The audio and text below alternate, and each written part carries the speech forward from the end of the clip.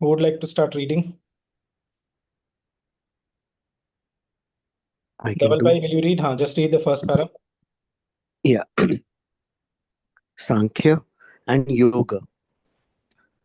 In the moment of his turning from his first and summary answer to Arjuna's difficulties, and in the very first words which strike the keynote of a spiritual solution, the teacher makes at once a distinction which is of the utmost importance for the understanding of the Gita, the distinction of Sankhya and Yoga. Such is the intelligence, parenthesis, the intelligent knowledge of things and will declared to thee in the Sankhya. Hear now this yoga, this in the yoga. For if thou art in yoga by this intelligence, O son of, thou shalt cast away the bondage of works. That is the literal translation of the words in which the Gita announces the distinction it intends to make. Should I go ahead with the next para or Yeah, stop here? please read the next also. Your voice is breaking slightly. So whether it is on your part or my part, I don't know. I don't know that. Maybe. Now it's clear. Okay. No. The Gita is in its foundation a Vedantic work. It is one of the three recognized authorities for the Vedantic teaching, and although not described as a revealed scripture, although that is to say, it is largely intellectual, ratiocinative, philosophical in its method, founded indeed on the truth, but not the directly inspired word, which is the revelation of the truth through the higher faculties of the seer. It is yet so highly esteemed as to be ranked almost as a 13th Upanishad, but still its Vedantic ideas are throughout and thoroughly colored by the ideas of Sankhya and the Yoga way of thinking, and it derives from this coloring the peculiar synthetic character of its philosophy. It is, in fact, primarily a practical system of yoga that teaches and it brings in metaphysical ideas only as explanatory of its practical system, nor does it merely declare Vedantic knowledge, but it founds knowledge and devotion upon works, even as it uplifts works to knowledge, their culmination, and informs them with devotion as their very heart and kernel of their spirit. Again, its yoga is founded upon the analytical philosophy of the Sankhyas, that the Sankhyas takes that as a starting point and always keeps it as a large element of its method and doctrine. But still it proceeds far beyond it, negatives even some of its characteristic tendencies, and finds a means of reconciling the lower analytical knowledge of Sankhya with the higher synthetic and Vedantic truth. Hmm. Now we can go about it in two ways. Either somebody can or two people can read the next two paras and then I go through them, or I can start from the beginning. Uh, is it like too much already, the packet that is there, or should we slightly increase it and read the next two paras also before going line by line? Anmol, what is this lower analytical knowledge of Sankhya and higher synthetic and Vedantic truth? This is lower, Yeah, this is We'll come higher. back. I ठीक too है, had the same question. then we'll Correct. go. ठीक है, when we'll go.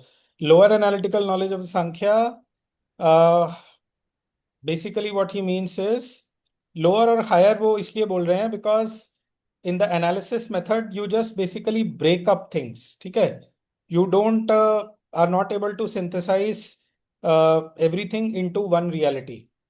That is why it is being called that. सांख्य word का मतलब ही वही होता है. So I think because the question has arisen, तो I will begin from the beginning of the chapter only. Yeah, please. In the Thank you. Bhagavad Gita, we are standing at 2.39. We have done till 2.38. The shloka goes like this, which is there in the first paragraph. Esha te bihita sankhye buddhir yoge tvimam shrunu buddhya yukto yaya partha karma bandham prahasyasi. This is the shloka. Okay. Such is the intelligence declared to thee in the Sankhya. Here now this in the Yoga. For if thou art in the Yoga by the intelligence, so on, right? So, since like this is a kind of a new starting point in the book itself after the first 7 chapters. So, in the moment of his turning from this first and summary answer to Arjuna's difficulties.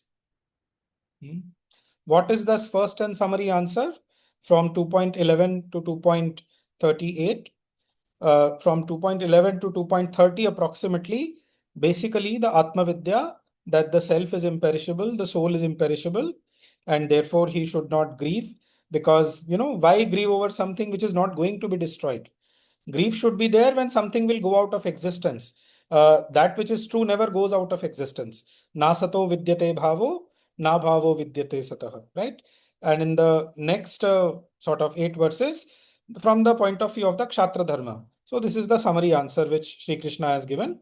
Of course, I mean, that itself, for those who take up the Gita as a Shastra, to go through them, I mean, even you can go through those 20 verses again and again daily, even just repeat them, and the mere repetition of the Sanskrit of 2.11 to 2.30, that will start creating in you that consciousness of immortality.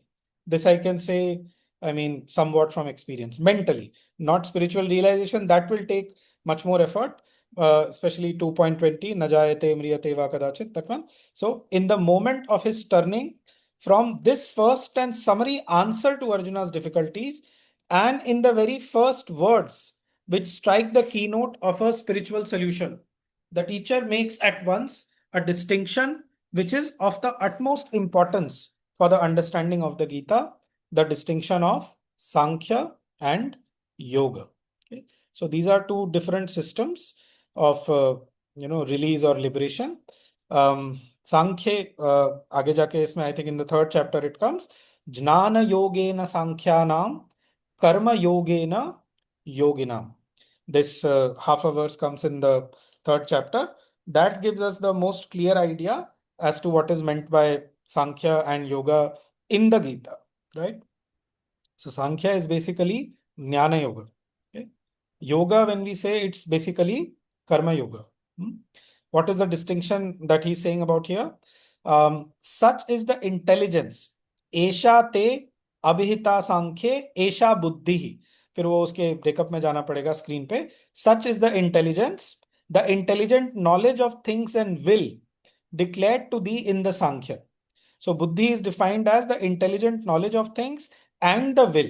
It's a combination of both intelligence as well as will declared to thee in the Sankhya. Esha te abhita सांख्ये, Esha बुद्धि ही सांख्ये अभिहिता. ये बुद्धि तुम्हें सांख्य में बताई गई है. एशा ते अभिहिता बुद्धि बुद्धिर योगे. नाउ इन द योग, योगे मतलब इन द योग. तो इमाम श्रुणु, इमाम मतलब दिस, श्रुणु means you listen. Okay, so such is the intelligence, the intelligent knowledge of things and will declared to thee in the Sankhya, the Jnana Yoga. Here now this in the Yoga. Esha te bhita Sankhya buddhir yoge tvimam shrunu. For if thou art in yoga by this intelligence, the equivalent Sanskrit, one second. Esha te bhita Sankhya buddhir yoge tvimam shrunu buddhya yukto. If by this intelligence, buddhya, if you are united, yaya buddhya yukto, if by this intelligence you are united, O Partha, karma bandham prahasyasi. For if thou art in yoga by this intelligence, O son of Pritha, thou shalt cast away the bondage of works. Big thing he's telling here. Clearly it's saying, you shall cast away the bondage of works. Karma bandham prahasyasi. That is the literal translation of the words in which the Gita announces the distinction it intends to make. Now he's going to elaborate somewhat what the difference is. This was covered slightly in the first chapter, wherein Sri Aurobindo spoke what Sankhya is fundamentally and what the yogic process is fundamentally. And since in a summary way, it will help to understand better since a few more adjectives are there. If I may, I'll just open that first chapter and go to that portion. May I do that from the our demand and need from the Gita? There, in a very succinct form, he has given the contrast between Sankhya and Yoga. I'll just open that and read from there. One second. Yeah.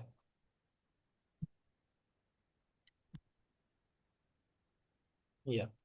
So when the Gita speaks of Sankhya and Yoga, we shall not discuss beyond the limits of what is just essential for our statement. The relations of the Sankhya of the Gita with its one Purusha and strong Vedantic coloring. This is the Sankhya of the Gita. Okay? This is not the traditional Sankhya. In the traditional Sankhya, there are multiple Purushas.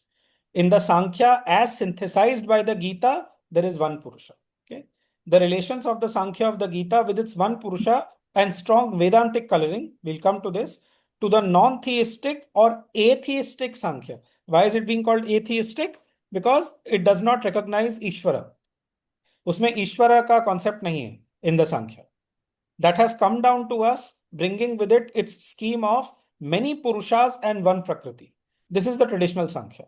Nor of the yoga of the Gita, again, many-sided, subtle, rich and flexible to the theistic doctrine and the fixed scientific blah blah. In the Gita, the Sankhya and Yoga are evidently only two convergent paths of the same Vedantic truth, or rather two concurrent ways of approaching its realization. Now this is the difference. The one, philosophical, intellectual, analytic. This is the Sankhya. Okay. So philosophical, intellectual, analytic. If you want to tell to yourself what is the Sankhya way, this is the Sankhya way. Okay. You can say basically the Jnana yogic method, the intellectual method, the mental way. Mind, how does it proceed? What is its way of functioning? By analyzing, by dividing and cutting. Actually, that is what the word Sankhya means. Sankhya shabd se aata hai. Sankhya means numbers. So Sankhya is basically, Sankhya, what it does, it enumerates. It's a system of enumeration, right? So first there is Purusha and Prakriti. Pehle ye do number diye. Then further it breaks down the Prakriti into 24 tattvas. Then further uske andar aur breaking hota hai, right? So that is the Sankhya approach. The other, that is the Yoga way, intuitional, devotional. Mainly I am reading this just for the adjectives here. I thought this was helpful. The other, intuitional, devotional, practical, ethical, synthetic, reaching knowledge through experience.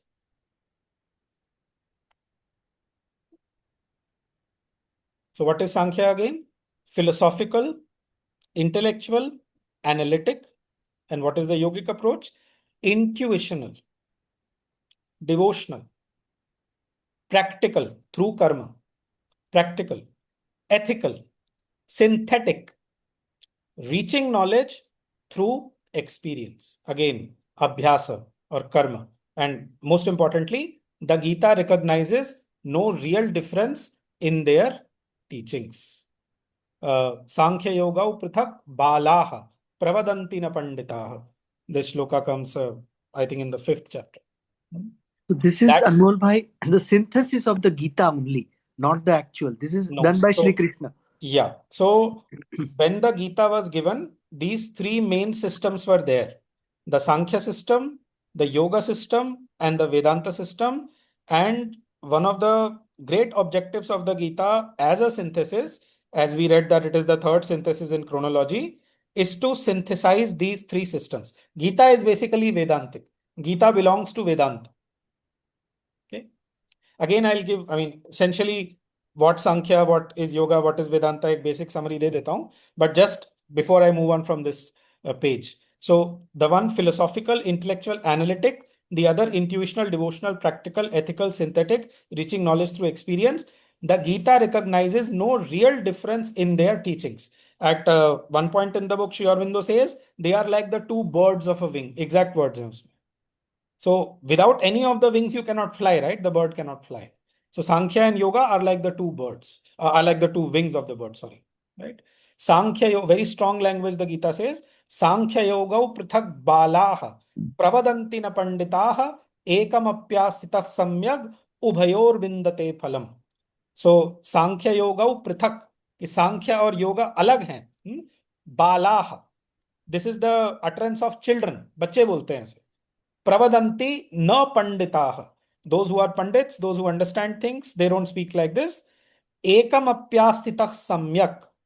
अगर एकम अपि आस्थितः सम्यक, एक में भी आप सम्यक रूप से आस्थित हो गए, even if in one you get established properly, एकम आस्थितः सम्यक उभयोर विन्दते फलम. You will get the results of both. Basically, what is meant is, if you either follow the Jnana Yogic approach or the Karma Yogic approach, you will reach that only, and it will get fused into it, because see, the human personality is one, it is not divided. And both these things, the intellectual, analytic, and philosophical, as well as the intuitional, devotional, practical, etc., these have to go together, right? Nobody can stay even for a moment without doing karma. Nahi kaschit kshanamapi jato tishtatya karmakrit. So both of them, they go simultaneously. And that best example which Sri Aurobindo has given, they are like the two wings of a bird, right? So this was there just to say in main adjectives what is Sankhya and Yoga before we go back to the chapter for today. Yeah. Now he explains in more this thing. The Gita is in its foundation a Vedantic work. Yeah. So basically, ये मैंने पहले भी बोला था, but since there's been a long gap. So in Sankhya, the main word, the aim of Sankhya is what is called the realization of the Purusha consciousness. The word is Purusha. Okay. In Yoga, the main word is Ishvara. This I am taking from the Yamaniyama of Patanjali. So Raja Yoga also we are calling Yoga, Karma Yoga also we are calling Yoga. We will come to the clarity. Okay, what is what, right? And for Vedanta, the most important word is Brahma. Okay. Brahman Maya, Purusha Prakriti, Ishvara Shakti. There is a chapter with this title in the Life Divine. So, thick chapter, almost 30-35 pages in the beginning of part 2 of Life Divine. So those who wish to go in absolute clarity as to what these 6 terms are and what these things are, they can go into that. But essentially, agar bole, so these are the aims of these systems, right? Acha. Can you just recap, Anmol bhai, sorry, can you just recap? The main aim is realization of Purusha in Sankhya. Yeah, so in Sankhya, fundamentally, it says that these multiple Purushas are dwelling inside these multiple bodies, okay? And the Prakriti, according to the Sankhya, is Jada. It is inconscient. See, inconscient, from there the evolution has begun, right? So Sankhya is actually the first and most basic philosophical system. This also has to be understood. In the chronology of the systems which have come, so Sankhya is the oldest actually, given by Kapila Muni, who is barely 3 generations from Brahma himself. Okay, so it considers nature as inconscient.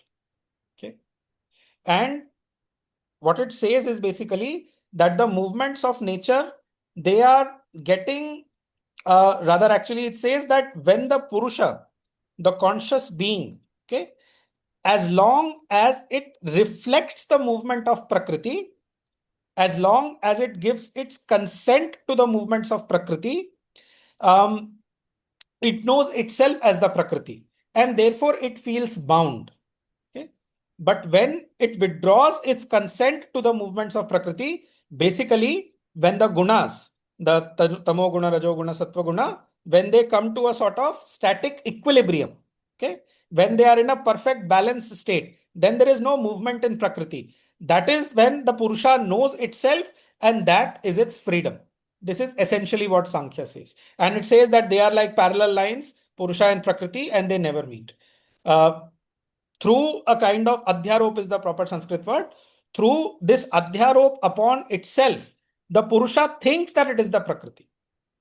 By reflecting the movements of Prakriti, by sort of lending its consciousness to this unconscious Prakriti, because of this reason or this process, the Purusha thinks that it is the Prakriti. And it is the case of all of us.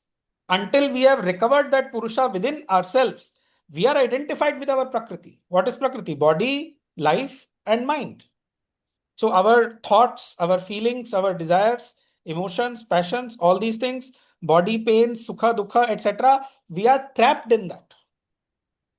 So one of the things which is told to get free from that, what is called the witness consciousness, Sakshi Bhava, uska abhyas kare. This is one of the meditations which is recommended by even, I think, Vivekananda. That you just observe the movements of Prakriti, and you observe and observe and observe, and you don't give your consent to it. And a time will come when, because you have withdrawn the consent, they will sort of peter down, and you will have that silent consciousness, that Purusha consciousness. So, I see. So this is the way of recovery. This is the way of recovery. Uh-huh. And Shri Aurobindo also, in the before the arrival of the mother, and placing her in the center of the yoga, and formulating the yoga in this way, psychic transformation and all this, the triple transformation chapter in the Life Divine, for example, it was not written during the Arya period. In the Arya text, it was not there at all. The last 6 chapters of the Life Divine were written during the Second World War. They were written sometime in 1939, 1940. So the full clarity came after mother's coming here for good, right? So he himself was giving this method to his disciples to separate the Purusha from the Prakriti. Yeah, actually, that is what I was wanting to ask, because Sri Aurobindo has also used the word witness soul. Yes. And that would correspond to that Anmol bhai, the Dva Suparna also, no? उस पे आएंगे. Let's not. Is it corollary to that, or is it Dva Suparna is 2 Purushas. वो उसका status Oh, है. वो अलग है. Okay, got it. वो अलग है. Okay. So right now, हाँ. So Sankhya is basically Purusha and Prakriti, and then the Prakriti is further divided. Order will come. I don't need to anticipate so much. Whom we are reading is one of the most thorough teachers that it is possible for anybody to get. So, but it's just like वो basic उसके लिए, ताकि we know we have some idea of what we are getting into. Also, I'm saying in advance, these 2 chapters, Sri Aurobindo himself says at the beginning of the 10th chapter, okay, I'm sort of, sorry for taking you through such a dry metaphysical process. But to build that foundation of knowledge, these 2 chapters are necessary in this book. They are 2 of the driest that way. But of course, if one is interested in pure knowledge, absolutely threadbare karna existence ko, one will absolutely love these, right? So the Gita is in its foundation a Vedantic work. It is one of the 3 recognized authorities of the Vedantic teaching. So, first of all, so in the recap ke liye, wo Purusha and Prakriti, these are the things in the Sankhya. Okay. In yoga system, it is Ishvara and Shakti. At least a pair of words pata hone chahiye. Purusha Prakriti, Ishvara Shakti, Brahman Maya. Okay. So in Vedanta, it is Brahman and Maya. These are the 2 main words. And the aim of Vedanta is to reach the Brahman. The aim of yoga is to dwell in the Ishvara. Gita is a yoga shastra. So the aim of the Gita is that realization of the Ishvara within the heart, nivasishyasi mayeva, dwell in the consciousness of the Ishvara, the Purushottama. That is the aim of the Gita. Gita is a synthesis. It is not just Sankhya or Yoga or Vedanta. It is a fundamentally Vedantic text, but a synthesis. हाँ धवल भाई. So Anmol bhai, ये जो आपने अभी pair of words बताए, in Life Divine, I recall the moment you said these words, there's a full chapter on this. That's what I said already, ना? हाँ, वो पूरा मतलब Full is it chapter.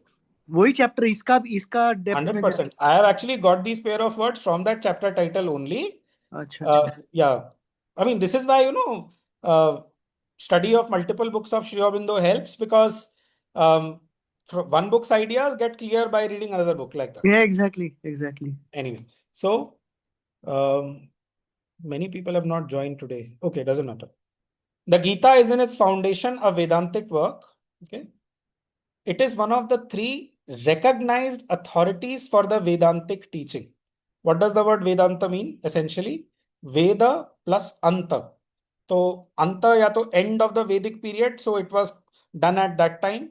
So, अगर sequence में चले, so it is the Samhitas, then the Brahmanas, then the Aranyakas, and then the Upanishads. So, in one word, Vedanta means Upanishads. और अंत अगर हम ले summit, so that is the more common usage and more accurate usage of the word. Vedanta means the summum bonum of Veda. So the perfection of knowledge, the summit of knowledge. That is what Vedanta literally means. The word Veda means knowledge, comes from the dhatu vid. Okay. So the Gita is in its foundation a Vedantic work. It is one of the three recognized authorities for the Vedantic teaching. The three authorities are obviously the Upanishads, the Brahma Sutras, and the Bhagavad Gita. This is what is called the Prasthanatraya. So all the great commentators, starting from Shankara, Ramanuja, Madhva, Nimbarka, Vallabha, Chaitanya, all these great people. So almost all of them, they have written commentaries on all three. I'm not sure if Chaitanya has written on all, but so Sri Aurobindo also has done it. He has written this commentary on the essays on the Gita. He has written a full 600-page book almost on the Isha Upanishad, just on one Upanishad, on 18 verses. On the Kena, there is a full explanation of the Kena Upanishad. He has translated all the major Upanishads, Katha, Mundaka, all of them, right? Brahma Sutra, he has not given a commentary in that sense, but some people regard the Life Divine as sort of, कि Brahma Sutra पे commentary नहीं लिखा है, but वैसे, actually speaking, initially when he was explaining the Isha Upanishad to himself, so that is how he started writing the Life Divine. So in the Isha Upanishad volume, one finds the first three drafts of the Life Divine. They are titled Draft A, Draft B, Draft C, like that. So that is how the Life Divine had begun. But yeah, this is also one idea that Brahma Sutra ka jo elaboration hai, that is the Life Divine. That's okay. But these are three names. इसमें, I mean, Brahma Sutra is usually read by very, very scholarly, एकदम जो ज्ञान योगिक path को dedicated होते हैं. Even I have not read them. I mean, I have the book. I have gone a little bit, but I don't really know. Gita and Upanishads I have gone through, seriously. So it is one of the three recognized authorities for the Vedantic teaching. And although not described as a revealed scripture, Shruti, यहाँ पे word है. वैसे revealed का मतलब दृष्टि होता है. Inspired means Shruti, but यहाँ पे revealed scripture से मतलब है Shruti. Gita में the word comes, and that is basically the synonym for Upanishad. Okay. श्रुति भी प्रतिपन्नाते यदा स्थास्यति निश्चला समाधावचला बुद्धि तदा योगम अवाप्स्यसि. एक और जगह आगे भी आता है. Because I always thought inspired word is Shruti, as you said, because Correct. That's why I made the clarification. कोई बात नहीं. Revealed scripture मतलब, see, revelation, either the revelation can happen through the form of forms or visions. You see something, or it can happen through sound. You get vibration. Correct. But Correct. that is the mechanism of revelation. The point is that something is being revealed to you. यहाँ पे revealed scripture का मतलब है श्रुति, और यहाँ पे श्रुति का मतलब है उपनिषद. So when he says, although the Gita is not described as a revealed scripture, अब वो पूरा आगे सेंटेंस पढ़ेंगे क्लियर हो जाएगा. Although not described as a revealed scripture, although, that is to say, what is the difference? It is largely intellectual, ratiocinative, philosophical in its method. Okay, Upanishads are not like that. Upanishads are at a higher plane, and they just go from one intuition to next, and tuck, it moves like that. And they are very short also. Isha is only 18 verses. Kena is barely 30. Kathopanishad maybe 50. Mandukya is only 12. So very, very concise, like that. Whereas that is why the Gita is much more grahya, much more tangible for us, because it is closer to our mentality. It is having an intellectual approach, ratiocinative. What is the meaning of ratiocinative? Reason. Reason. It comes from the Latin word ratio, rational. जहां से rational आता है ना, so reason का adjectival form is rational from there. So I think the Latin word is ratio, वहां से आता है. Ratiocinative means basically using the reasoning. Okay? तर्क. गीता में कितना तर्क है? उपनिषद में there is hardly any तर्क. It just goes. If you read the Isha, you read the Kena, thak thak thak, it just goes. It tells you like thak, this is like this is like this, and you need a certain preparation to read the Upanishads. It is taken for granted. Nobody starts reading the Upanishads first up unless they're already prepared by past lives for that sort of thing, right? So, although that is to say it is largely intellectual, ratiocinative, philosophical in its method, okay? Founded indeed on the truth, but not the directly inspired word, which is the revelation of the truth through the higher faculties of the seer. This is what happens in the Upanishads. What is Upanishad? What is Shruti? The direct. अब देखो यहाँ पे inspired word use किया है, but let's not be उतना rigid होने की जरूरत नहीं है. Let's try to understand the idea. The directly inspired word, which is the revelation of the truth. वो जो word है, it comes into the silent consciousness of the yogin from above, and it is that direct inspired word which has become the Upanishad. I will share one paragraph on the Upanishads. Matlab, it's absolutely fantastic.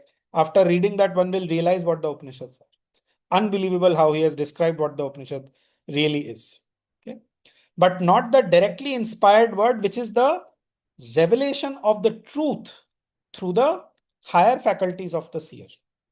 Chiefly, these faculties are, as described in the Secret of the Veda and other places, Life Divine also, Shruti, inspiration, Drishti, revelation, Dakshina, intuitive discrimination, and this one, intuition.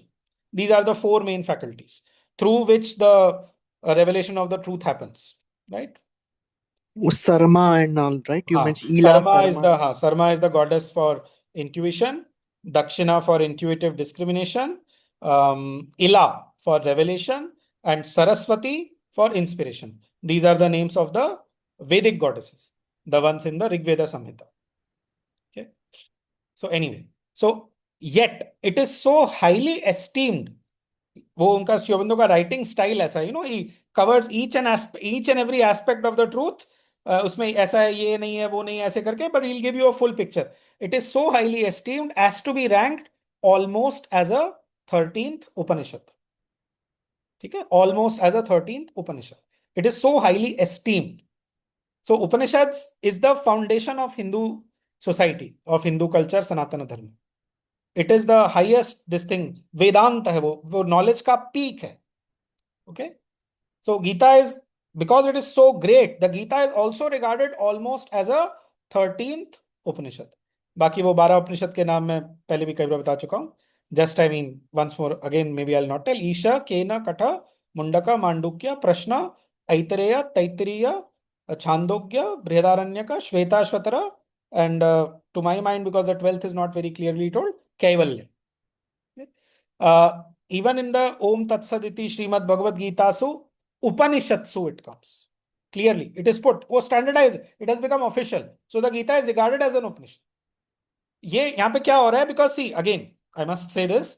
So this is, in some senses, a very scholarly book also, especially these two chapters.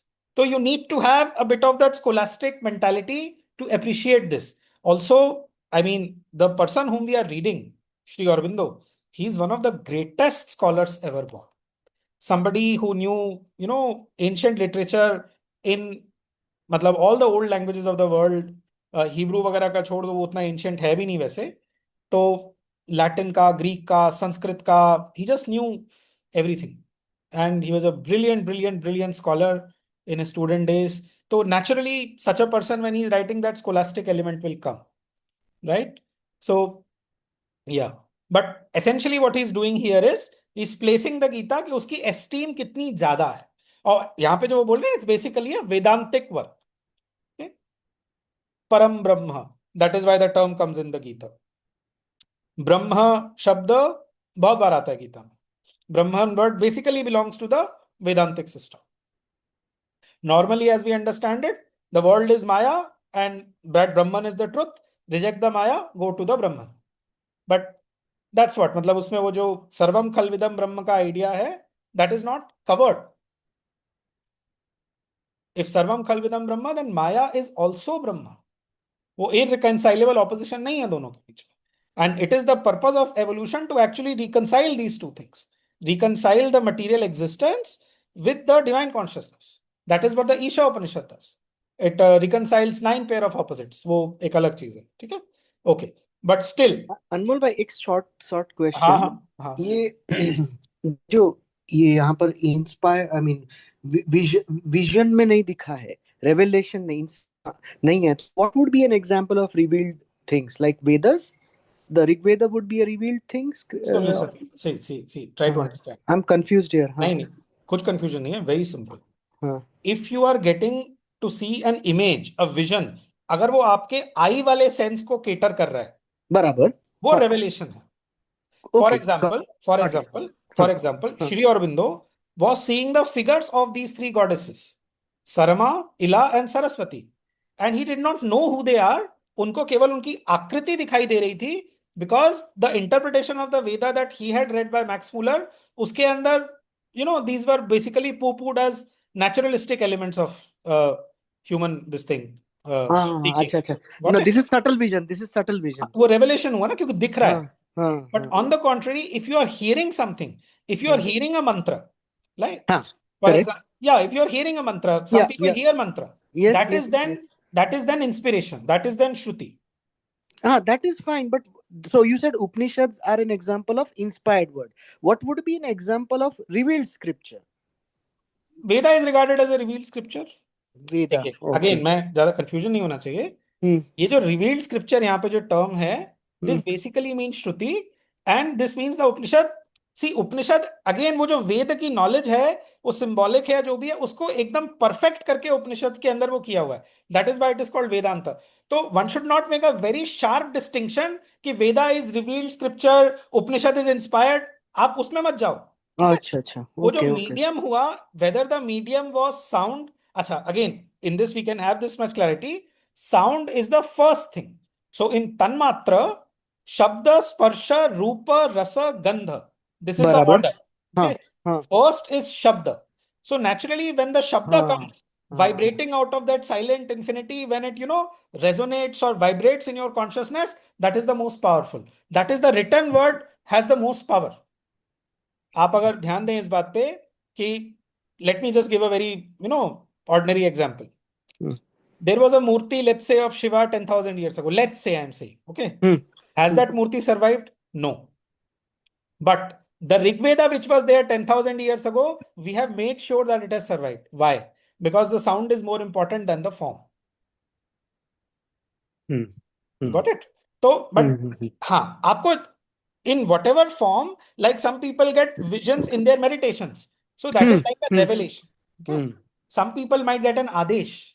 उनको सुनाई देगा. जैसे Sri Aurobindo, he got the distinct Adesh from Shri Krishna, go to Chandarnagar and then go to Pondicherry. So that is a inspiration like that. Correct. What Sri Aurobindo has written, Savitri and all that is inspired. All that is coming from the higher planes of consciousness, from the overmind plane.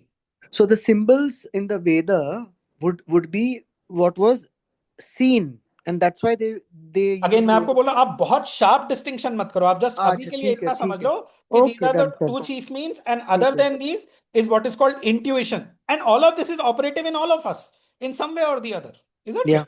Yeah. We get intuitions. कहाँ से आया वो? It is some communication coming from a higher plane. And even Antakaran ki, not Antaratma ki आवाज also would be inspired word. No? Yes, why not? It's a kind of intuition coming to you from within.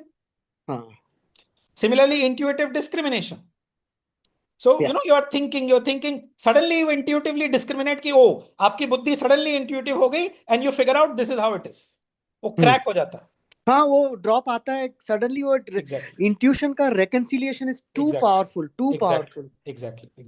And here मैं इसमें इसलिए गया because this is our habit in these sessions कि एकदम हम लोग एकदम threadbare करके चलते हैं. That is why we move at such a slow pace. Otherwise, the main point here is not this. Okay, the main point in these first 4 paras. ठीक है. नहीं समझना है इसके लिए पूछ रहा हूँ. I know, obviously. Yeah. Now, मैं just एक बार फिर से पढ़ रहा हूँ because इतना. So the Gita is in its foundation a Vedantic work. It is one of the three recognized authorities for the Vedantic teaching, sorry. And although not described as a revealed scripture, although that is to say it is largely intellectual, ratiocinative, philosophical in its method, founded indeed on the truth, but not the directly inspired word, which is the revelation of the truth through the higher faculties of the seer, it is yet so highly esteemed as to be ranked almost as a 13th Upanishad. But still, its Vedantic ideas are throughout and thoroughly colored by the ideas of the Sankhya and the Yoga, and the Yoga way of thinking. And it derives from this coloring the peculiar synthetic character of its philosophy.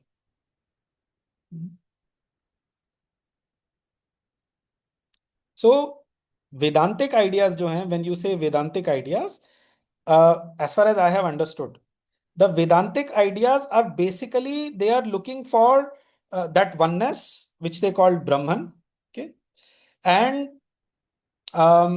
intuition is one of the faculties through which the Vedantic ideas have come into being. By a certain powerful seeking. So the Kshatriya, Sri Aurobindo synthesis में एक footnote है, he says कि it is the Kshatriya bringing in his courage and his this thing, which were one of the early discoverers of the truths of the Vedanta, right? So basically, if you want to say the idea of oneness, that comes in the Vedanta. Sankhya में नहीं है. In Sankhya, the Purusha and Prakriti are like two parallel lines. Yeah. Yoga also उसके अंदर, I mean, कैसे बोलूं? The idea is basically that merger of samadhi, or through that samadhi you dissolve, मतलब you merge your consciousness in the Ishvara. It's not complete. मतलब जो Vedantic है, जो एकम एवा द्वितीयम ब्रह्म, this idea, this is the main Vedantic idea. There is Brahman alone, the one without a second. This idea is not there. अगर आप एकदम वैसे देखेंगे, सांख्या और योगा में ये idea नहीं. This is the greatest contribution of Vedanta, and this is why Vedanta still rules and will rule forever. ये याद रख लेना चाहिए. एकम एव अद्वितीयम ब्रह्म.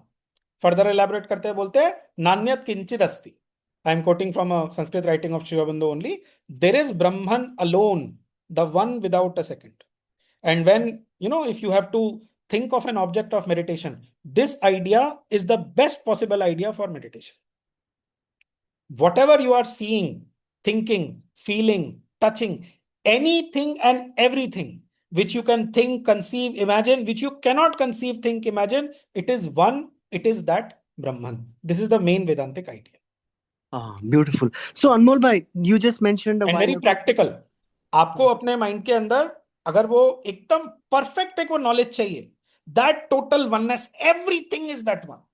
Now, I mean, if you have a book in front of you and to say that this book is Brahman, and at the same time you have a thought in your head, the thought is much more subtle than that स्थूल book, but they are both Brahman. So it's not that easy, right? तो उस पे बार one has to, I mean, through this meditation, through this contemplation, get to that underlying essence of everything, which is one, which is the Brahman. Now Dhaval bhai, tell me. So you mentioned a while ago Madhvacharya. So Madhvacharya could not reconcile, no? That is why he took उसका the द्वैत है, correct. Uska Dvait hai. So he would be at the, he would, meaning he was He's talking about considered one of Ishvara. the schools of Vedanta. हाँ. Exactly मैंने पढ़ा नहीं है उसमें, हाँ. but हाँ, he's मतलब one of those who has commented on the Upanishads and the Gita and the Brahma Sutra. अगर chiefly तो तीन commentator बोलते हैं actually, Shankara, Ramanuja and Madhva. The rest Vallabha, Nimbarka and Chaitanya, these are not regarded utna highly that way. Philosophically, they are not regarded that highly. Chaitanya is very highly regarded for bhakti. So Correct. that ecstatic bhakti and all, that is like unparalleled. Before Chaitanya, it was not there, right? But in terms of philosophical ideas, these are the three main who are regarded that way.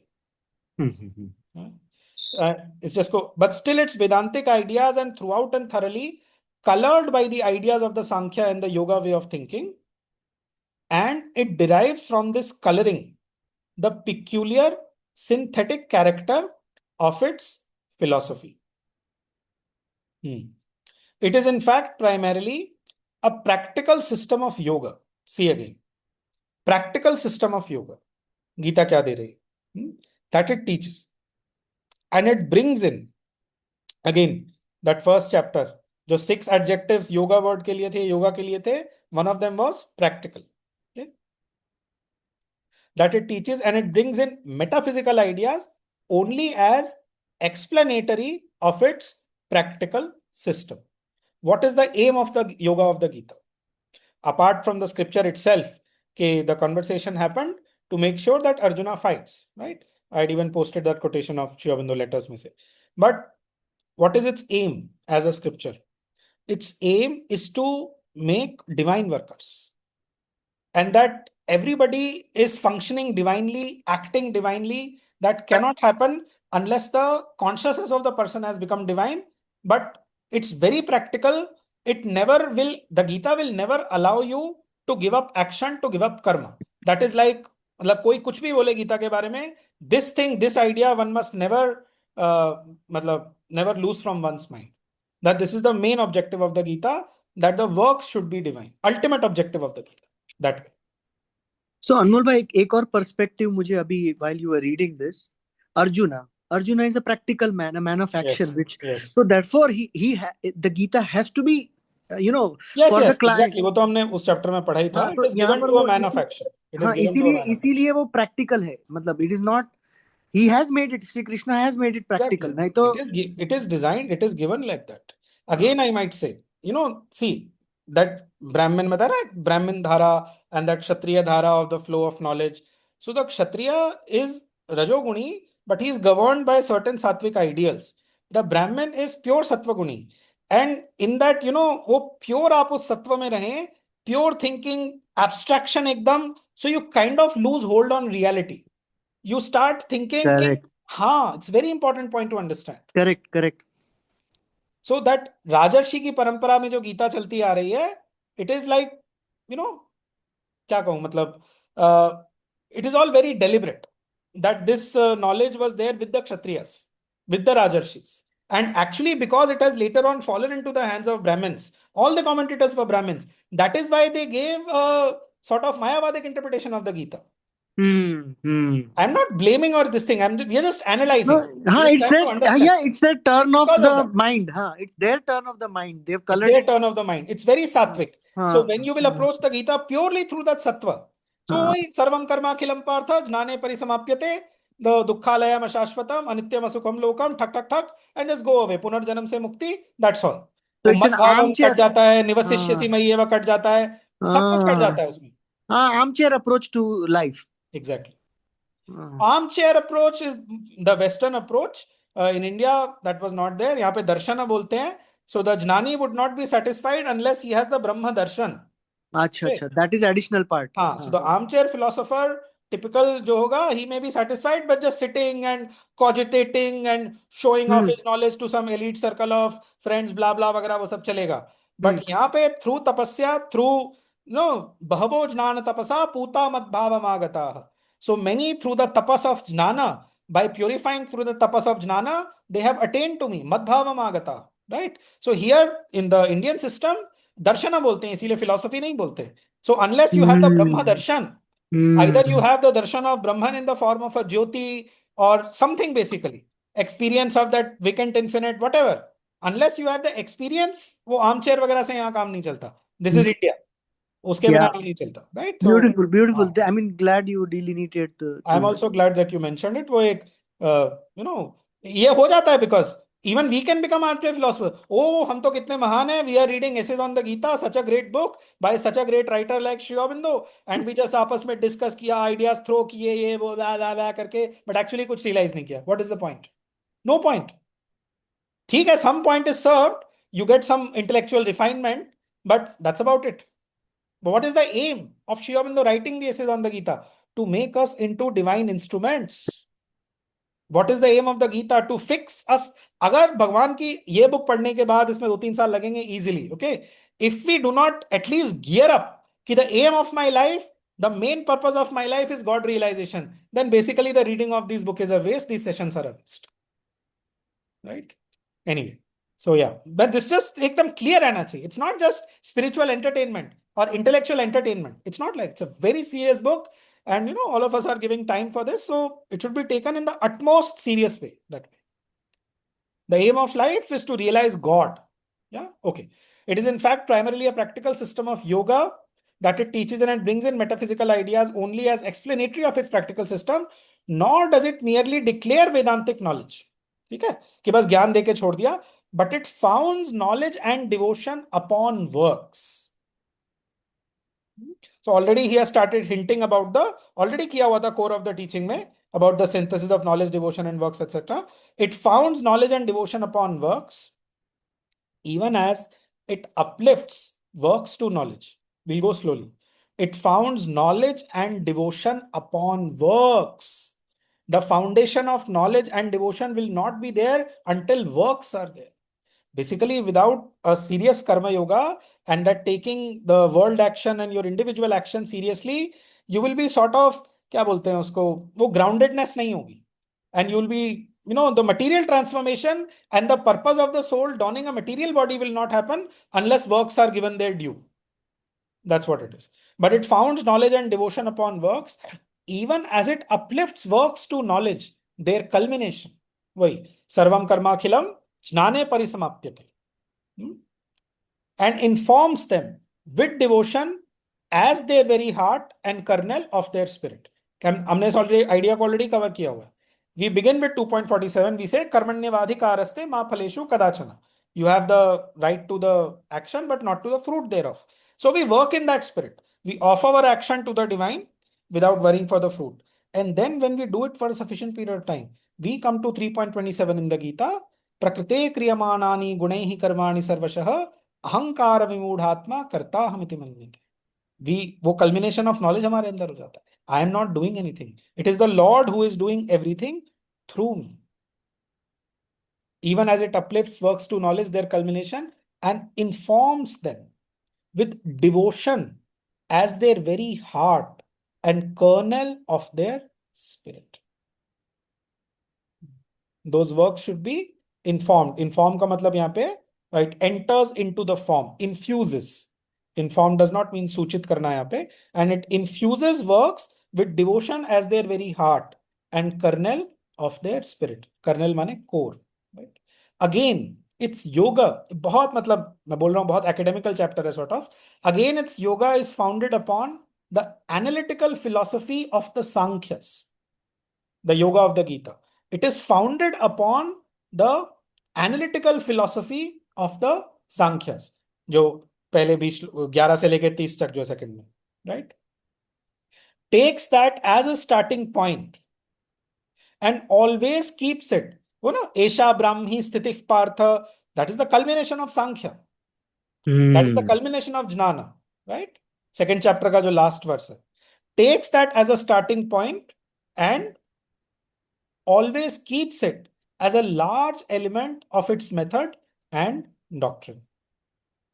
So basically, it has retrieved the pearls, the Yes. necessary elements which are practical for the Arjuna Yeah. to apply it and weaved it, threaded it here. Yeah, correct. Takes that as a starting point and always keeps it as a large element of its method and doctrine. One second. But still it proceeds far beyond it. Beyond what? Beyond the Sankhya. Negatives even some of its characteristic tendencies. So in the Sankhya, there are multiple Purushas. The Gita unites everything in that one Purushottama. Krishna declares, I am that Purushottama, and Krishna declares, Mai sarvam idam protam sutre manigana eva. All this is strung upon me, as pearls on a thread. So it unites. It speaks of that one Purusha. Sankhya does not speak. It proceeds far beyond it. Negatives even some of its characteristic tendencies. Sankhya, for example, it does not mention of the Paraprakriti as far as I know. Gita does it. And that Paraprakriti is not unconscious. It is perfectly conscious. Usko, another word in the Tantra, it is called Chit Shakti. Right? Negatives even some of its characteristic tendencies and finds a means of reconciling the lower analytical knowledge of Sankhya with the higher synthetic and Vedantic truth. So this is basically the way of approach of the Sankhya and the Vedanta. In the Sankhya, the approach is analytical. So you cut, Sankhya, enumerate karna. ये है, अच्छा नहीं ये further इसके अंदर ये है, और इसके अंदर ये है, और इसके अंदर ये है, like that. I can name those 24 principles now, but फिर आगे मतलब so much anticipation is not necessary. All that will come, right? With the higher synthetic and Vedantic truth. What does Vedanta do? Synthesize everything. Ekam eva dvitiyam Brahma. सब वो ब्रह्म ही है. Everything is Brahman. There is nothing. This is a mantra actually. मतलब I've even done repetition of this. Ekam eva dvitiyam Brahma. If you just repeat this, you will start getting into that consciousness of that one Brahma. एकमेवा द्वितीयम Brahma, एकमेवा द्वितीयम Brahma. 4 words हैं इसमें. एकम, eva means indeed, advitiyam means not two, Brahma. There is Brahman alone, the one without a second. केवल ब्रह्म है, ब्रह्म के सिवा कुछ नहीं. Right? So, yeah. 9:1 right now. We started at around 8:05. What should we do? Read the next paragraph, somebody, or what should we do? Yeah, let's read at least and then stay Archana in ji? silence. Archana ji, Yeah, can you please read this paragraph? yeah, sure. What then are the Sankhya and Yoga of which the Gita speaks? They are certainly not the systems which have come down to us under these names as enunciated respectively in the Sankhya Karika of Ishvara Krishna and the Yoga aphorisms of Patanjali. This Sankhya is not the system of the Karikas, at least as that is generally understood, for the Gita nowhere for a moment admits the multiplicity of Purushas as a primal truth of being, and it affirms emphatically what the traditional Sankhya strenuously denies, the one as self and Purusha, that one again as the Lord, Ishvara or Purushottama, and Ishvara as the cause of the universe. The traditional Sankhya is, to use our own modern distinctions, aesthetic. The Sankhya of the Gita. Atheistic. The Sankhya of the Gita admits and subtly reconciles theistic, pantheistic, and monistic views of the universe. Yeah, I feel that if like 5 more minutes, we can cover Yeah, this. it's very beautiful. Very please. simple. Yeah, Yeah. Please go So ahead. what then are the Sankhya and Yoga of which the Gita speaks? Okay. So there is the Sankhya and the Yoga system before the Gita, which the Gita is trying to synthesize and reconcile in its system.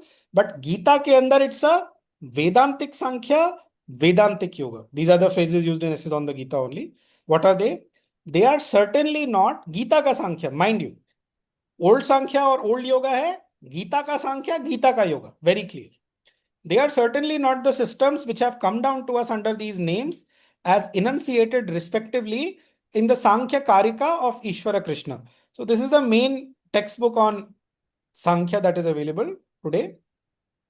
And the yoga aphorisms of Patanjali. Patanjali word hota literally Pata means gira, Anjali matlab हाथ में. So he is supposed to be an incarnation of Shesha, Adi Shesha.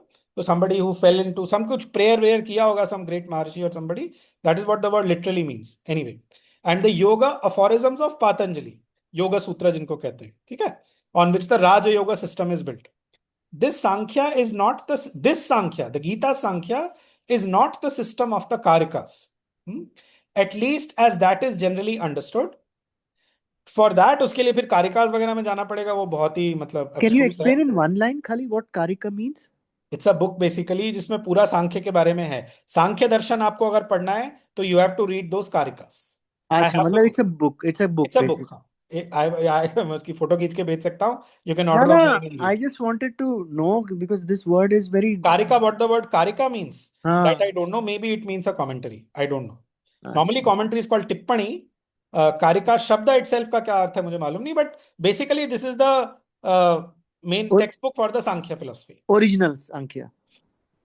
अब again, good question actually. Original Sankhya बहुत पुराना है. As I said, Kapila Muni is only 3 generations from Brahma himself. तो वो तो survive नहीं किया है. But what has Oh. survived, and this is around 2000 years ago, this is the Sankhya Karikas, Divala. अच्छा, okay. हाँ, ठीक है. This Sankhya is not the system of the Karikas, at least as that is generally understood. For the Gita, very clearly, nowhere for a moment admits the multiplicity of Purushas as a primal truth of being. So we are all souls, but we are not separate. We are one. Soul is the English word for Purusha. Okay? वो multiple नहीं है, वो multiple दिखता है, but it is one. The Purusha within you, the Purusha within me, the Purusha within each of us, that is one. That is what the Gita teaches, not the Sankhya. Sankhya के हिसाब से multiplicity of Purushas as a primal truth of being. And it affirms emphatically what traditional Sankhya strenuously denies. The one as self and Purusha, that one again as Lord, Ishvara or Purushottama, and Ishvara as the cause of the universe. And the next sentence makes it clear. The traditional Sankhya is, to use our modern distinctions, atheistic. The Sankhya does not speak of Ishvara. उसके अंदर वो ईश्वर का concept ही नहीं है. When you say the word atheistic, that's what it means. 1 minute. And it affirms emphatically what the traditional Sankhya strenuously denies: the one as self and Purusha. That one, Tadekam, as self and Purusha, as Atman and Purusha. That one again as the Lord, Ishvara or Purushottama. So the Sankhya, it is speaking about multiple Purushas. वो उस unity को strenuously deny करते. And yet the Gita has taken the important, look at the greatness of the Gita. Ki something which is saying totally strenuously denying it, still it has taken what are the salient points in it and it has reconciled them.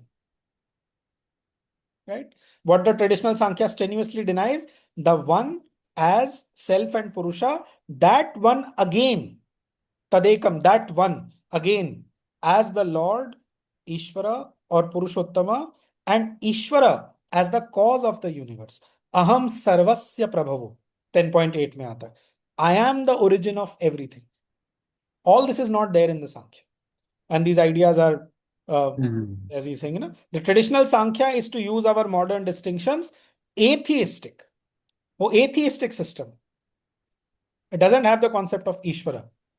उसके अंदर कोई भगवान नहीं है जो आपकी help करेगा आपको ऊपर उठाने में, and to who is accepting, कुछ है ही नहीं. Nothing like that is there in that. These are all actually ideas of the Gita. And the Gita itself is not of today, it is so old. And it is part of our psychology in such a huge way. The So Sankhya that means, of the Gita, I'll just finish this and then. yeah, please, go ahead. The Sankhya of the Gita admits and subtly reconciles the theistic, pantheistic, and monistic views of the universe. इसका simple meaning होता है, theistic means that there is a creator and there is a creation. That is the theistic. Theos word से आता है, theos means God. Okay. So theistic means there is a creator and there is this creation. That is the theistic view. Okay. Pantheist, pan मतलब होता है all. So pantheistic means all that is O God. मतलब जो आपको दिख रहा है universe में यही भगवान है, इसके अलावा कुछ नहीं. Pantheism. This is God, what you are seeing around you. It's not that there is a creator above. Pantheist, all that you see in front of you, this is God. And monistic basically means, comes from the word mono, meaning one. There is just that one essence or one reality. The idea of God being that one, or the concept of God not being there at that monism, generally it is not there. Monism generally means there is just that one principle which is behind everything, which has become this everything. So एकेश्वरवाद बोलते हैं, वो क्या हुआ फिर? वो monism नहीं हुआ? Monism में ईश्वर नहीं होता. मोनिज्म इज ब्रह्मवाद. इन द मोनिज्म, जिसको बोलते हैं अद्वैता बोलते हैं, so in that the Ishvara is secondary to the Brahman. The Ishvara itself is created by Maya, the Vedanta says, and therefore you have to go beyond that concept of Ishvara and you have to go into just that relationless Brahman. That's why it's from the point of view of knowledge, it is a very important system, but it is not a complete system. The complete system is the one of the Gita, in which all these ideas are united in the concept of the Purushottama. Is that clear, Dhaval bhai? थोड़ा I'll have to mull on this. बाद में offline maybe I'll talk with you.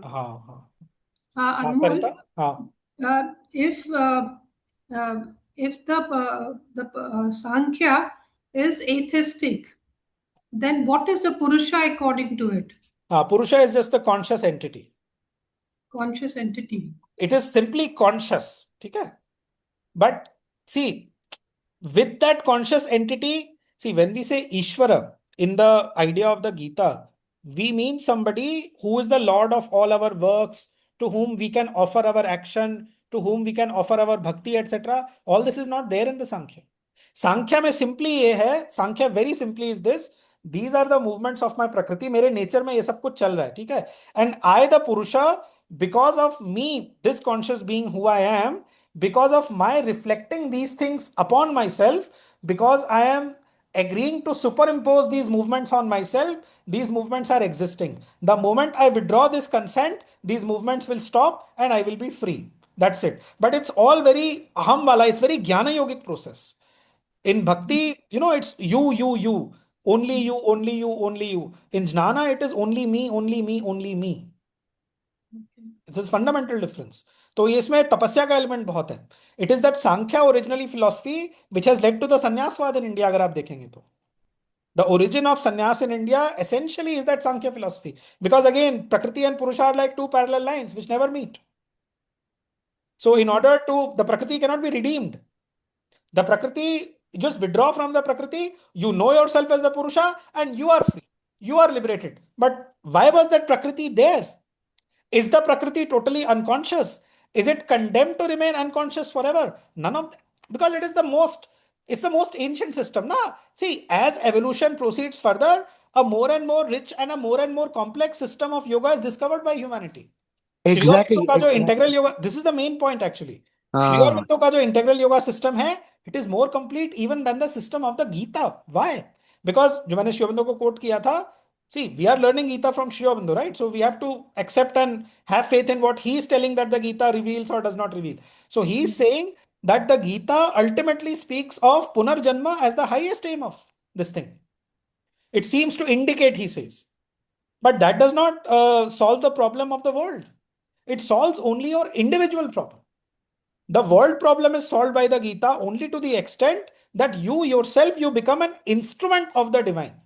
But what are you becoming an instrument for? Does the Gita answer that question? No. Does the Gita speak of the transformation of the world? No. It does not even speak of the transformation of the gunas.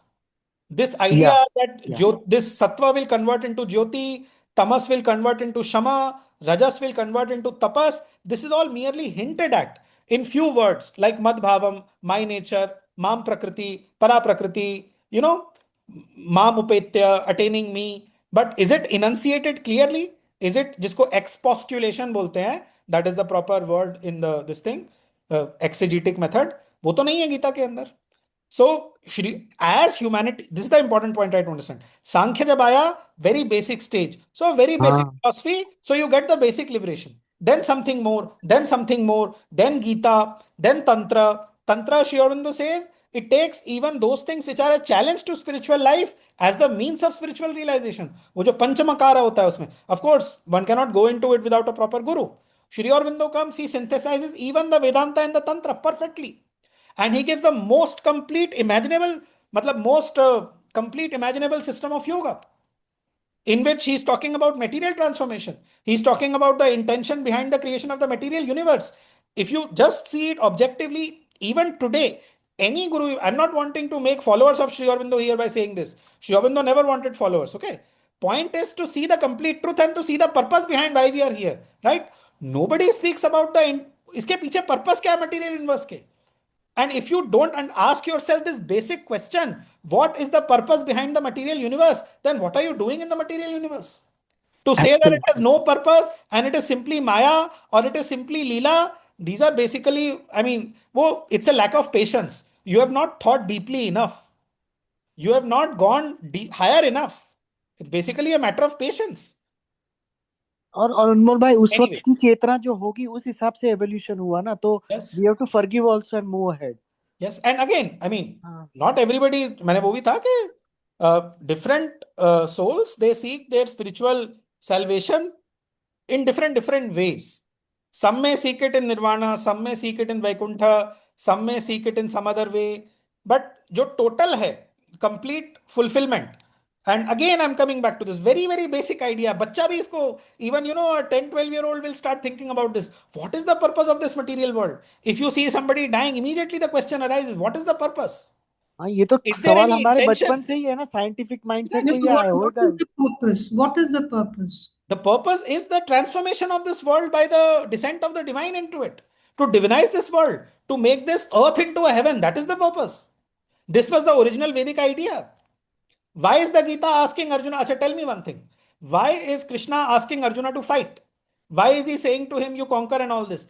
Because he's wanting to maintain the India. He's wanting to protect this Dharma Kshetra called India. Okay. There is a reason why behind he's protecting the world. Why the divine is coming as a warrior? Tell me.